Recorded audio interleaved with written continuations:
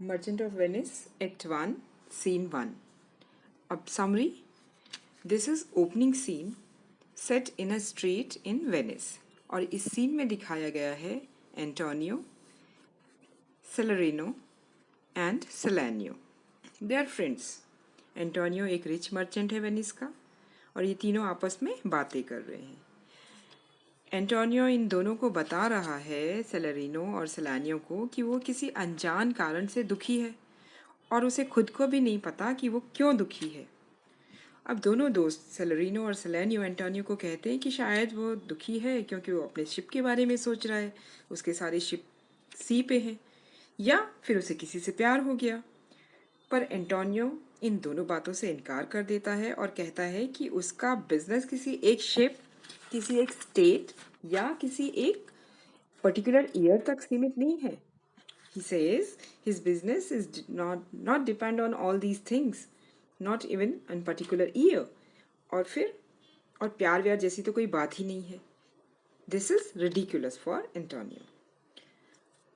इसके बाद क्या होता है, सेलेरिनो और सेलानियो चले जाते हैं सीन से और बेसानियो, ग्रेशियानो और लोरेंजो सीन में दिखाई देते हैं.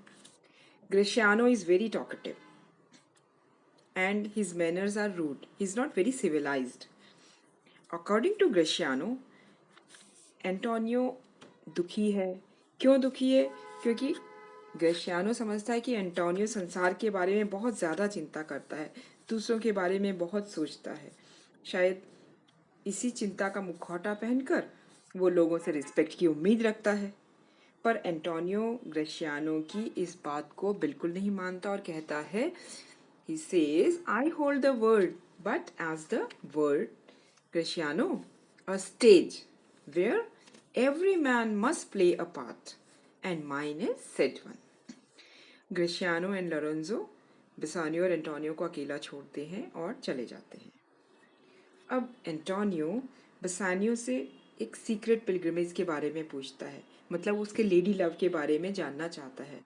बेसानियो को तो मौका मिल गया, उसको एंटोनियो को अपनी फाइनेंशियल प्रॉब्लम के बारे में बताने का. वो सारी बताता है.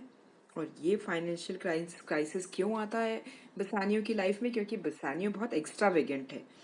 He lives a life of luxury and उसकी फिजूल खर्ची की जो आदतें हैं उसकी वजह से उसे फाइनेंशियल क्राइसिस होता है, फाइनेंशियल प्रॉब्लम आती है. So very extravagant fellow. And he request Antonio to help. उससे मदद मांगता है एंटोनियो से. बेसानियो एंटोनियो को ये विश्वास दिलाता है कि अगर वो लेडी लव में कामयाब हुआ, इस शादी में कामयाब हो गया, तो एंटोनियो के सारे कर्ज चुका देगा. फिर एंटोनियो बेसानियो को समझाता है कि अरे उसके पास तो इस टाइम कोई पैसे ही नहीं है क्योंकि उसका तो सारा मनी एट सी है. सारा मनी उसने शिप में लगा दिया और all the ships are at sea, सब बिजनेस में लगा दिया.